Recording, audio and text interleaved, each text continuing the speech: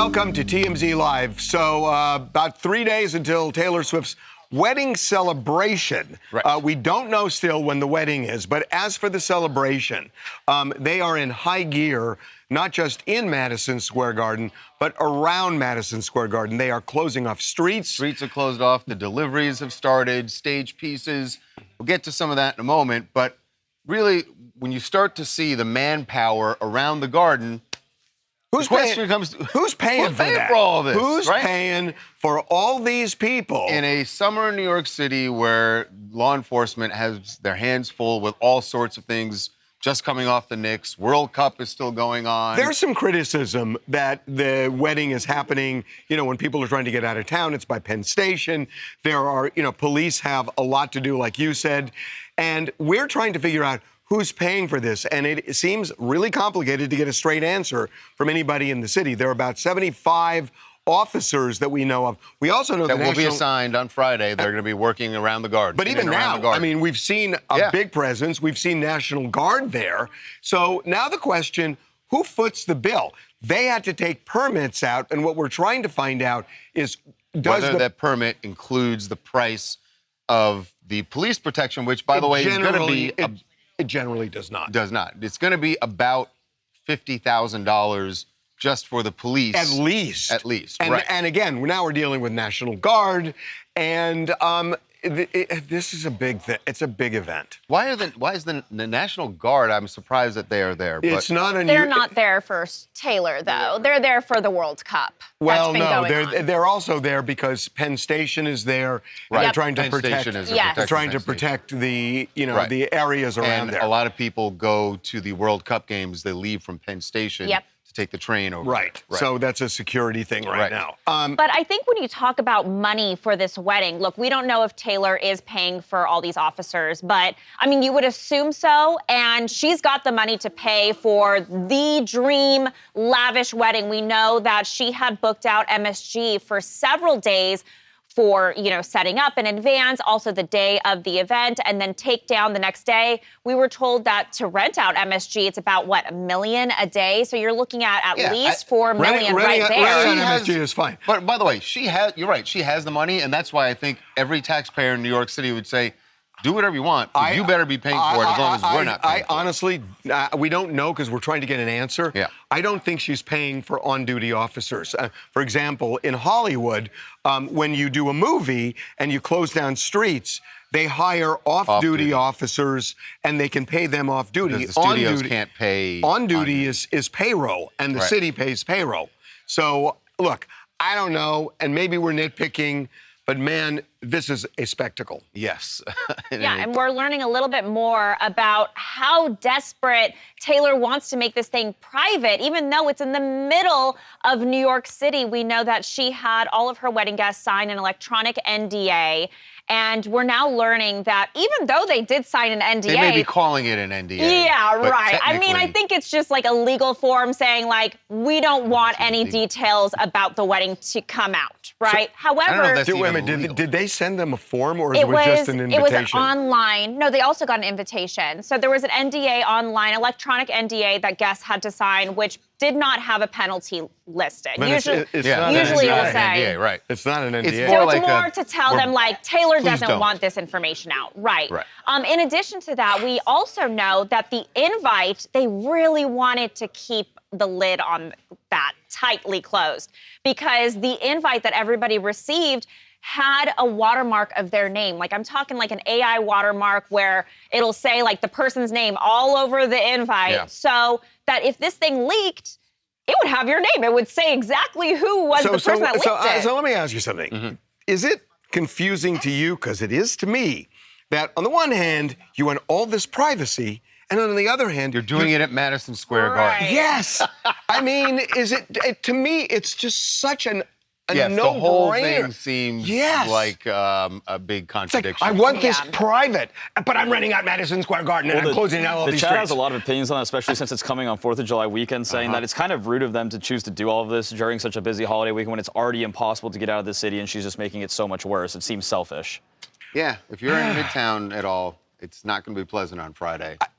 I get it, but I'm not even. It's not even so much that, but it's how are you expecting privacy when you're creating the biggest spectacle you possibly? Maybe with Yankee Stadium. thousands of There's guests. actually- Maybe Would have Yankee been bigger Stadium. because we got at least. Maybe Yankee Well, Stadium. Mike might have actually been had a bigger. good point saying she keeps it private because she's going to make it as a future special with their crew filming it and stuff. No, actually, we do kind of have an answer to that. So in the NDA, we were told that there was no film release. Usually in these No one's documents, signing it would say, something saying that you may appear on camera. correct. So that kind of debunks hints that a that little they're bit. not going to be recording it for, at least not for commerce. Right. By the way, we've been talking about what the garden is, Madison Square Garden, is going to look like for this wedding. Like, we know about the huge stage that's being built. I just don't think it's going to end up looking like an arena when it's all said and done, because we've seen some things being loaded in, and we're told that one of the set pieces, just one, and I don't know how many there are going to be, is a castle, is a giant castle. So it appears it's going to be it's gonna fairy be like tale Taylor's World in theme. We're told there's also going to be a garden inside of the garden. So, I mean, just picture this big castle, this, thousands of people are going to, or over 1,000 people are going to be at this wedding, a big garden. We know that one of the moving trucks had a sign that said Garden Party 1.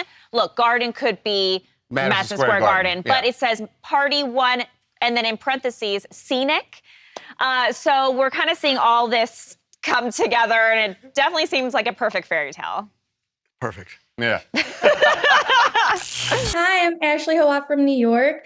So I understand wanting a huge wedding, but I also don't understand what's the point of an NDA if nothing happens if they break it. And if you Well, you're want right. so much You're right. privacy, why don't you just have a small intimate wedding No with your friends kidding. and family? Or like what JFK Jr. did, where he went in the middle of nowhere at this little church where nobody could find it. Right. But you're doing it in Madison Square Garden. What do you expect? You know what? She knows there's going to be a lot of commotion. Of course. It's not bothering her that It does much. no, she wants the swarm of Swifties outside the garden. Yes. All right, we've got some intense police body cam footage right now of former NFL reporter Dianna Russini. Now, I said that very seriously, like this is a serious story. It's not. It's awesome. I love her. Really for this. funny. I You're love her either for going this. to love Dianna Russini like Harvey, or you are going to find her incredibly cringe because of what happened when she got pulled over by a police officer in New Jersey. Now, Dianna has talked about this story on podcasts before, where she says that she basically used her job as an NFL reporter to get out of a ticket by asking the cop about what his favorite team was. She said that she had FaceTimed the coach of the Minnesota Vikings in order to appease this cop. Watch the body cam. That's not really what went down, but she definitely used her position. You're not going to care. I'm an NFL reporter. I just broke that Sean McDermott got fired from the Bills, and that is what I was just sending a tweet. I was going to pull over because I have to make calls. Okay. I know you don't care, but I'm just letting you know my reason why. Okay. It was a work thing, and it was an emergency. What is your team? I'm a Vikings fan, unfortunately. Let's see it. Can you see the name? Oh my God. KOC? See what I said? Look what I said to him, though, just now. Go to the bottom. Oh my God. Wow. Pretty cool. Listen, I'm going to cut you a break on the cell phone. I understand your job requires you to be on the phone a lot. Just try to wait till you get home, okay?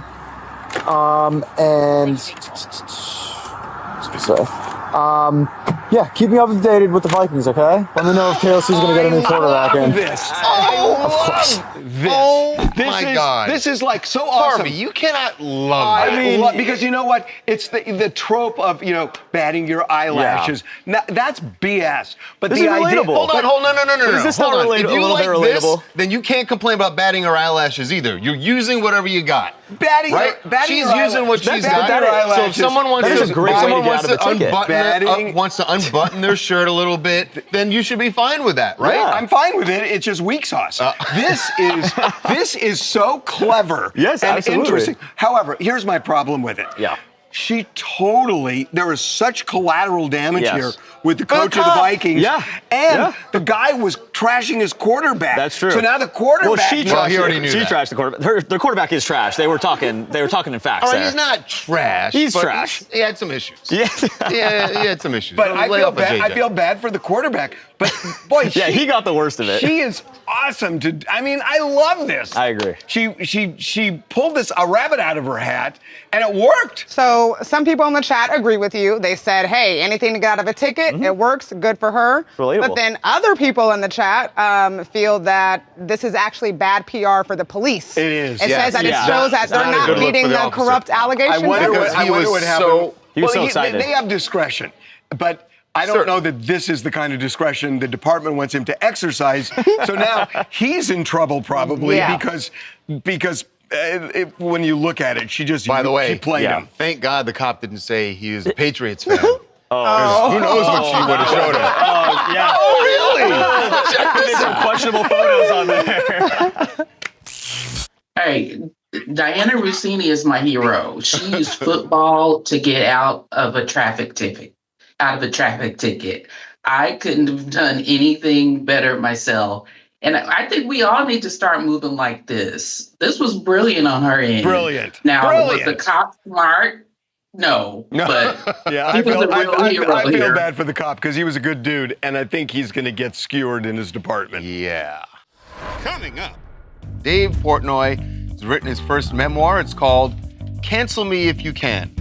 You have declared yourself the king of the Swifties. She's written me a handwritten letter once at a concert, but no, I didn't get the invite, and I still can't believe they're getting married there.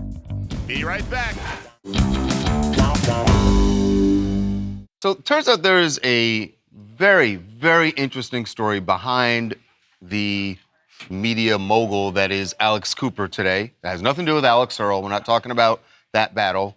But the Call Her Daddy podcast originated, of course, at Barstool. And now the Barstool founder is revealing some things that happened behind the scenes that are very interesting. Dave Portnoy has written his first memoir. It's called Cancel Me If You Can.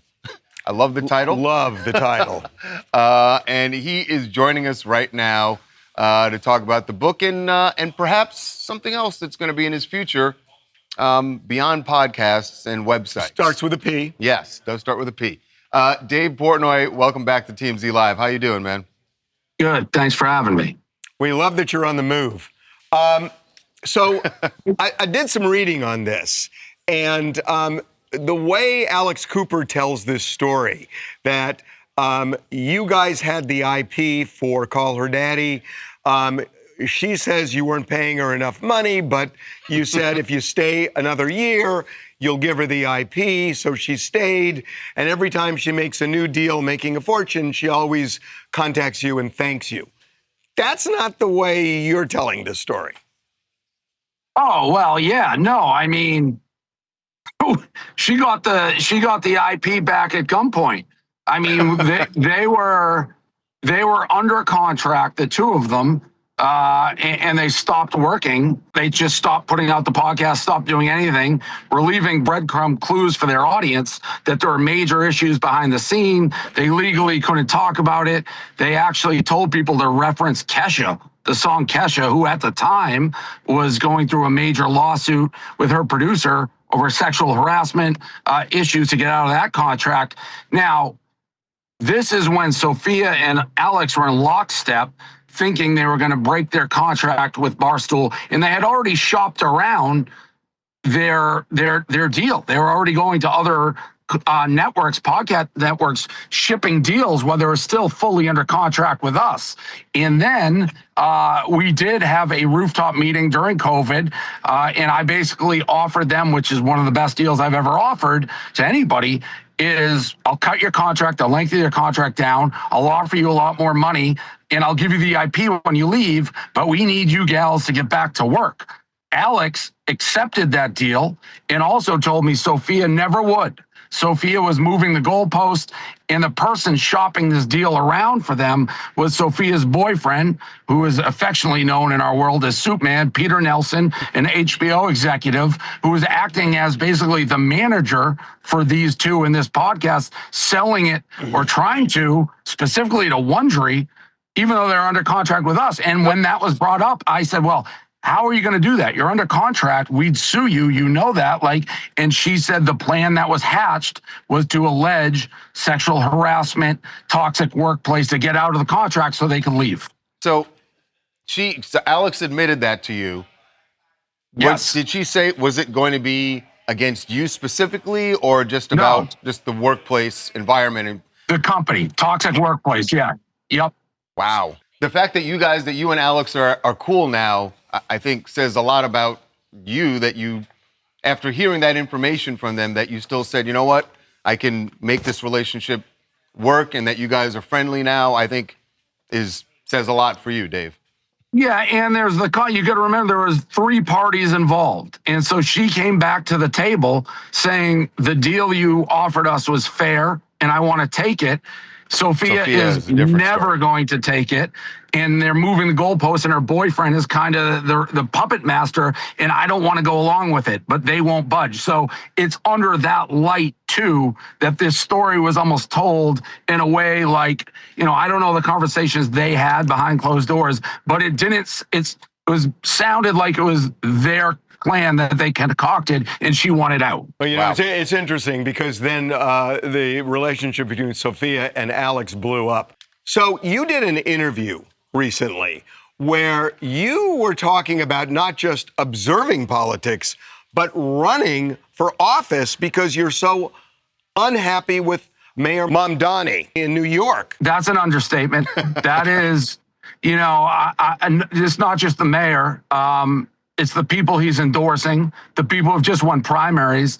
I think it is absolutely stunning, the things that they've said on record, that you start a group, one of the, that you want to, with the express goal of the downfall of Western civilization. There's a tweet that says you don't want Arab and black men to date ugly white women colonizers. You want no jails. You want no borders. You don't want no prisons. You are waxing poetic about communism. And Mamdani's got this lady's arm in the air endorsing her. That is quite shocking to me. And, I trust what people say before they run for office, before they delete their profiles. And there's videos of Mamdani saying, I want to get as many socialists elected so you can seize the means of production. I am not a socialist or a communist, but even if you believe in some of those principles, which I want everyone to be able to afford health care and cost of living, there seems like a general hatred of the United States in this country. And it's shocking to me that these people are getting elected. So you would seriously, I know you're thinking about it, and like you said, you're thinking about politics, but that's still a big leap to go from thinking about politics to, all right, I'm actually going to put together a campaign. I'm going to run. Is that so I've run for the mayor of Boston before. That's a little known fact. They kept me off the ballot in some hunky-dory type counting the signatures. It depends on the day I wake up. Some days I wake up and I'm like, why would I ever want this? I live in beautiful places, and the stuff that comes with politics is not worth it. And other days, I've said this a couple times, and you're probably not expecting a Plato quote from me, but he has a very famous quote where he says, if you don't do public service, you're condemned to be ruled by people not as smart as you.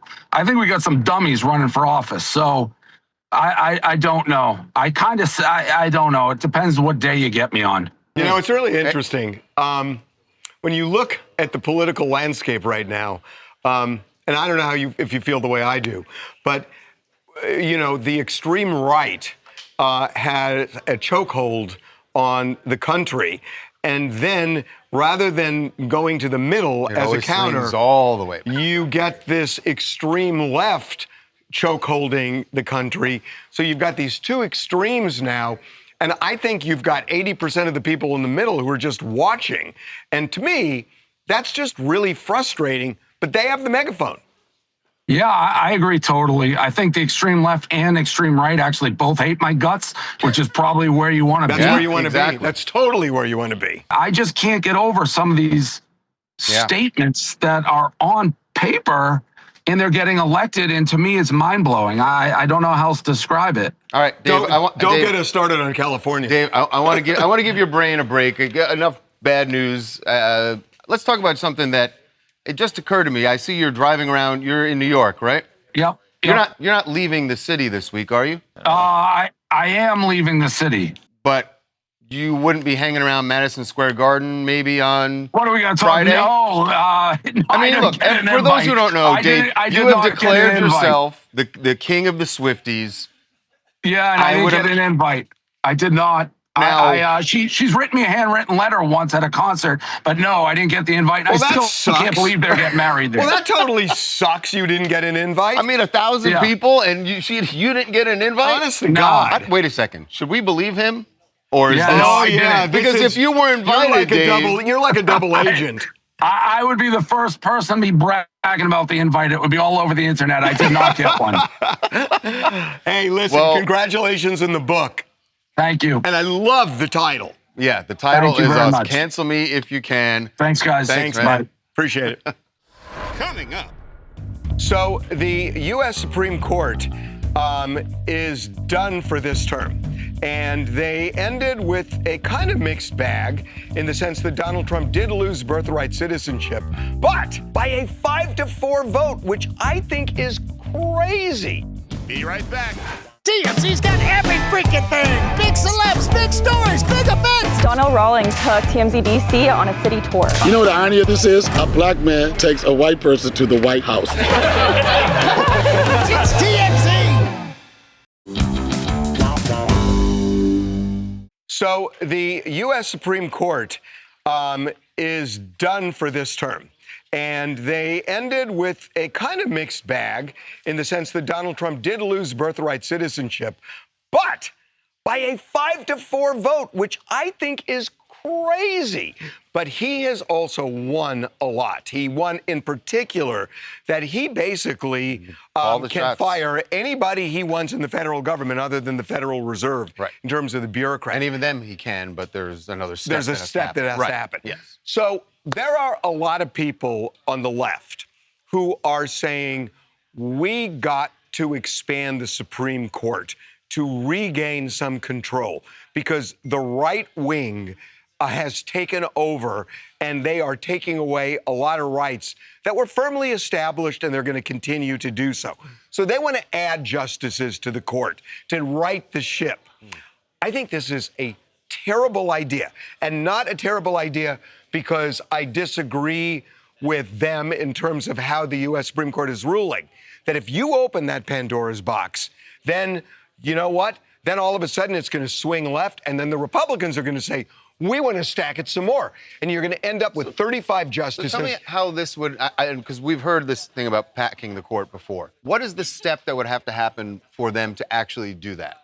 Well, there's nothing in the Constitution about the number of justices. About the number of justices, and they've increased that number from the beginning. So who gets to make the the call? Congress? The Congress can do it. But the thing about it is that if you start doing it this way, and basically it's all just politics where you're not even hiding anything, then you do away with the Constitution. 350 million Supreme Court justice. Every it's like special Congress. interest group. No, it's like Congress. Yeah, every special interest group will just start wanting to add another person. And so it's basically a mirror of Congress, and you've got nobody saying, hey, the Constitution says this, we got to follow it. It's all politics. But here's the problem. So Congress would have to do that. Right now, Congress isn't going to do that. Right. Well, they would do it for Trump. I think if he wanted to, they would do it for him. Right, but I'm saying right now he doesn't want to. So, let's say that the Dems win. If they win in November. If they win in November. But the problem is he's still the person he would be appointing. The White House. So they got to wait until they have the White House also. Well, no, there is a proposal to actually do this. I'm not going to get too technical about it, but it's about, you take the federal district courts and each one gets to select a justice. So there's a whole thing. I just think it's like we're fighting to keep the Constitution alive. Yeah. If you allow this just to be sheer politics, Constitution is dead, and there's no foundation in the country I anymore. agree with you, but there are a lot of people who feel like right now the court is just about politics. What the court has done, not dead. but what the court has done today is they've expanded the rights of the executive branch tremendously. They've allowed the president to fire whoever he wants with very, very limited exceptions. Yeah. They've allowed him to declare the end of birthright citizens. At least 4 of the 9 justices allowed that.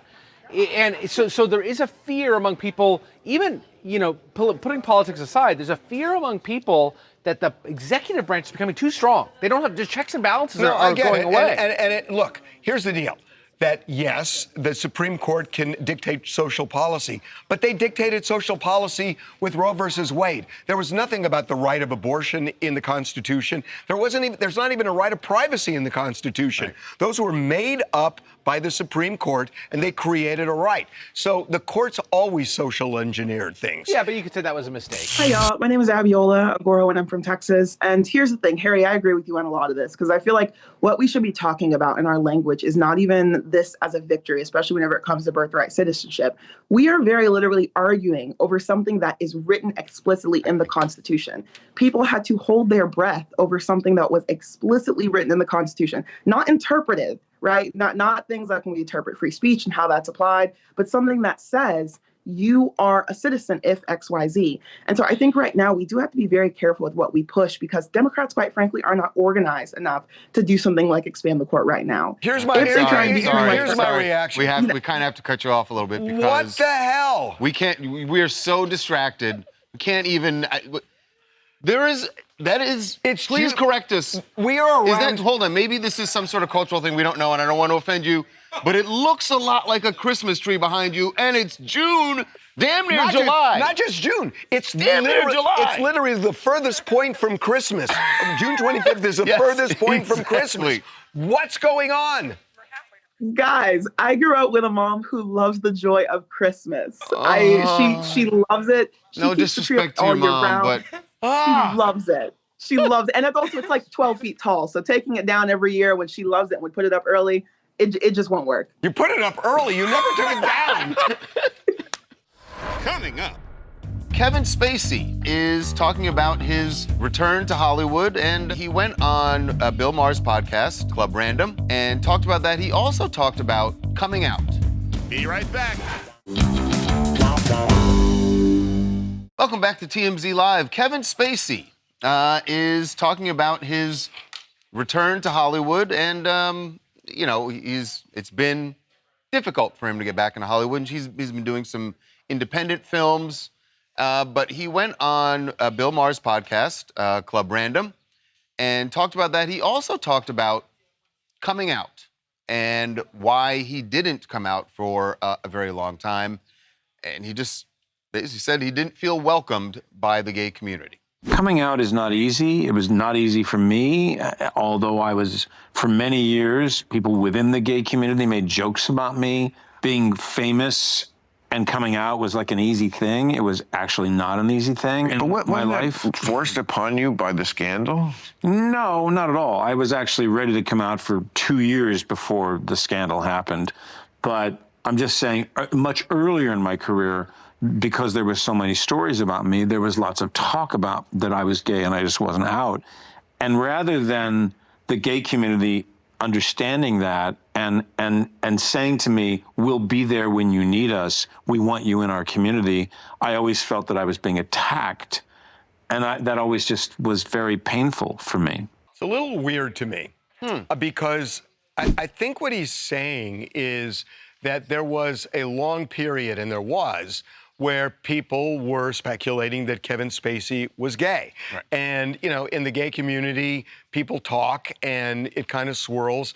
There are also reasons why a lot of actors don't come out, because they think it's going to slam the door shut on various roles. So, the talk of, I think Kevin Spacey is gay, definitely happened. Mm-hmm. But, and there were definitely also people who were critical, mean-spirited about it, made jokes about it. And there were people who were critical about it, saying you should come out, you have a responsibility.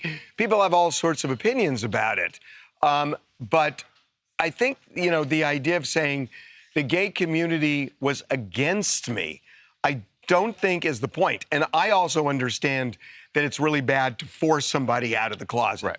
But at the same time, I don't think there was a movement to shun Kevin Spacey. Well, he clearly, I think he felt that, and maybe that he was only listening to those negative voices and not hearing people who are more supportive. Because I agree that I'm sure there are people who understand that it's not always easy to come out. And the thing is, the people who are more supportive aren't talking about it because they're respecting his privacy. Right. Yeah, so it's only the other people. So he's not going to hear those. That's right. He's not going to hear those people. What I don't understand is the part where he said, I was going to come out years before the scandal, but then he never explained why. I don't think he said why years. He He said around the time of the he said a couple months scandal. before he was Couple planning on months. coming out. Okay. But the thing about his sexuality is I feel like he only talks about it when he wants to use it for sympathy. Like he's using it like, oh, this whole scandal that's coming out, these lawsuits, everything like that. It's like, but I'm gay. It's like, you can't just use that whenever you want people to feel bad for you. It just feels like that's about the timing and what, but I understand what you're saying, that at the time, people, again, thought that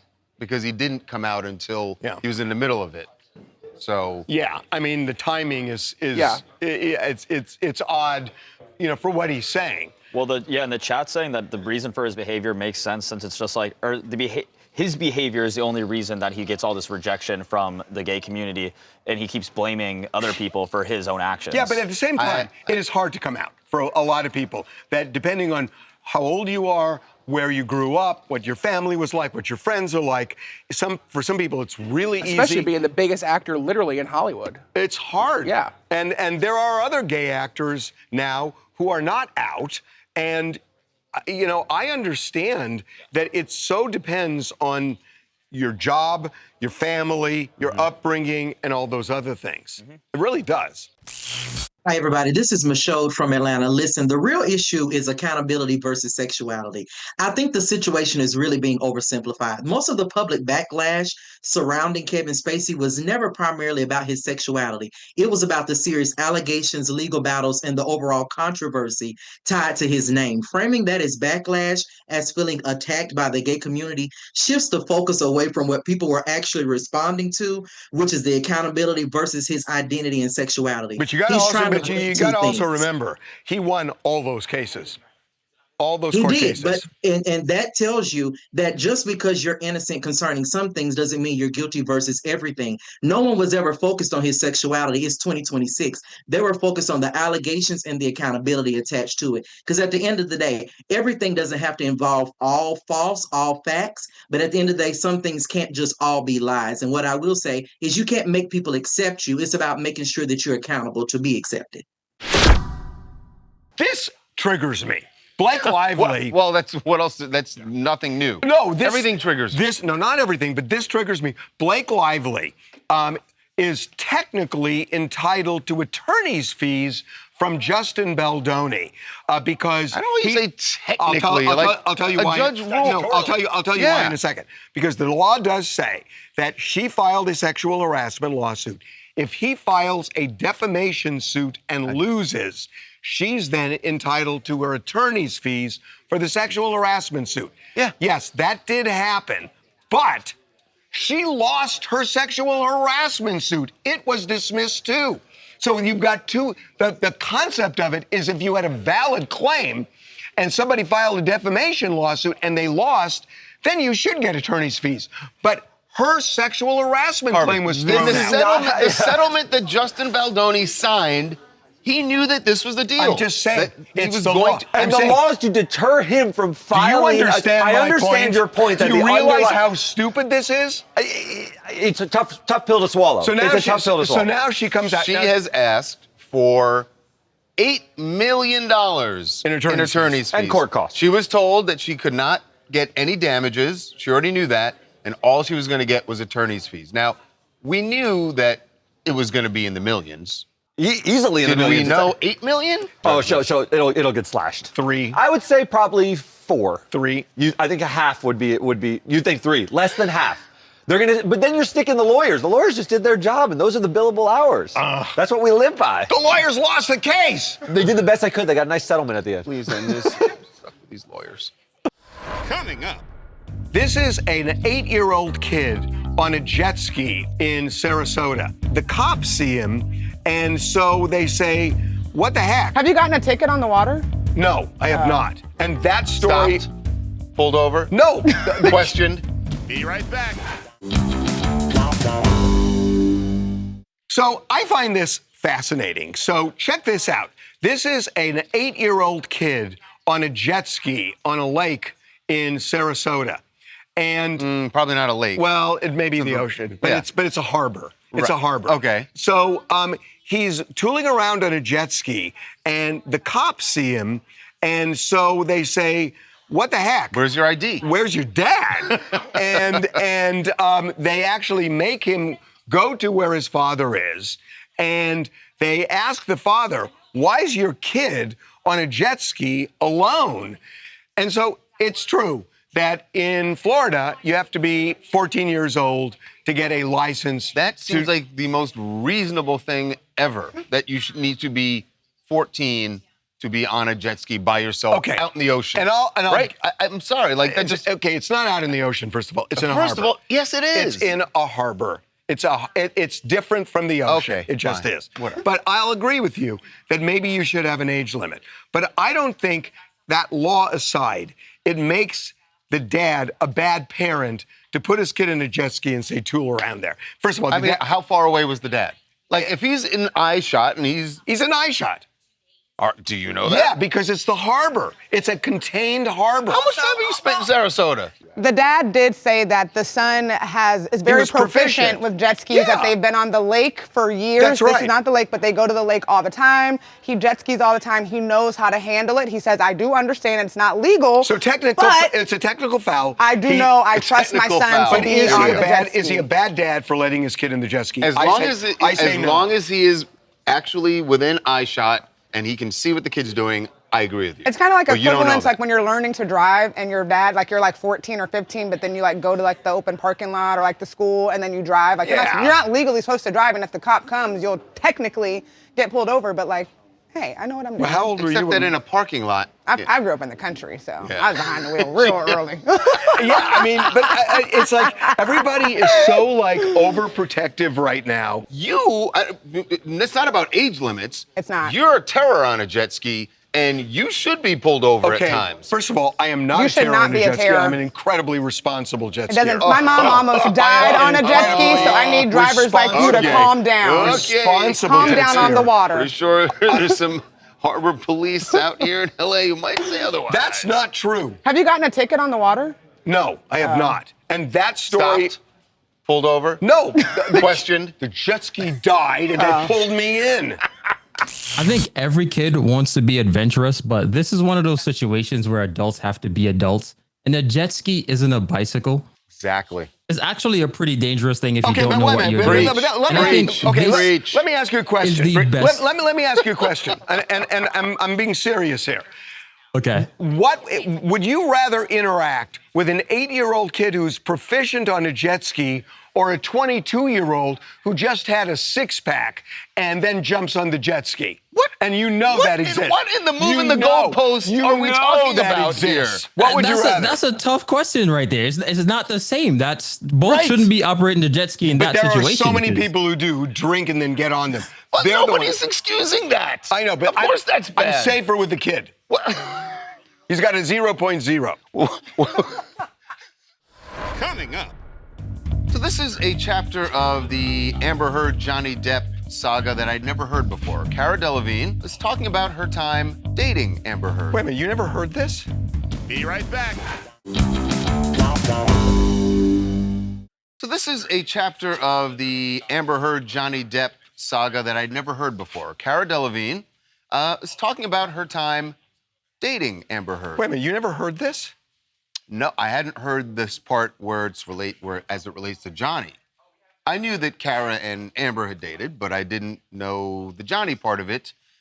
Here is Cara's version of how Johnny felt about their relationship. Are we going to mention the Johnny Depp thing? Sure. What part of it? He was driven crazy by the idea that Amber might be sleeping with you. It's because we did a movie together, and it was called London Fields. He was also doing the movie. I think he was pretty driven crazy by jealousy, I suppose. Nothing was happening at that point.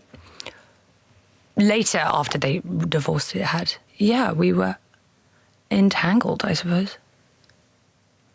But she was also entangled with other people. Well, with Elon. There you go. She's saying that, yeah, they were doing a movie together, but my recollection, too, is they hooked up after. That she was with that's Elon. the story. That's what Cara's saying. Yeah, and she was, Amber was with Elon, which we knew. Right. I guess the question is, during the movie, was there anything? Why was Johnny jealous? Why was Johnny jealous? Well, what was happening on set that made him jealous? Could be the alcohol?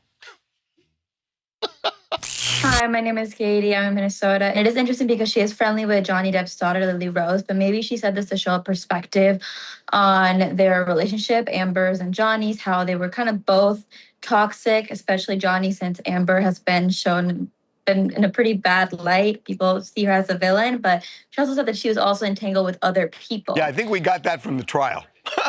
Yes, certain aspects of it. Okay, what else do you guys want to talk about?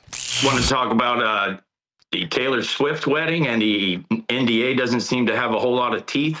Mm-hmm. And I feel like that's a good thing, because now maybe we'll understand and realize who got sloppy drunk, maybe who hooked up with who. That's what I want to know. Oh, that's a good. You know what? I never thought of that. But if people drink too much? Well, here's the thing. I feel like Travis is a guy who, when it's all said and done, he's going to talk about it plenty. I don't know if he's going to say who was sloppy that's drunk, a play. but that's the long play. It's that they want nobody to talk so they can, in dribs and drabs, right, so talk that for they the next can drop 5 it out. years. Right. Okay, one more. Hi, I'm Brooklyn, and I'm in South Florida. And with regarding the Blake Lively situation, with all that's come out from the fallout of this lawsuit, it's nearly impossible to see this as a win for Blake Lively. Even if she is able to get this $8 million from Justin, she has totally trashed her reputation in the process. She has made such a massive hole that she still needs to dig herself out of, and demanding more from Justin, honestly, is just making that hole $8 million deeper. That's an interesting take. Yeah, she's not going to, this isn't a win. Even if she gets the money, this is just reimbursing money that she's got to pay to those attorneys. She lost the case. Right. Coming up. Very interesting timing for the British royal family. Queen Camilla had a meeting today with J.K. Rowling. The Supreme Court today had the ruling on transgender participants in sports, and J.K. Rowling has been very public about her feelings about the transgender community, which some people feel makes her a little radioactive. Be right back.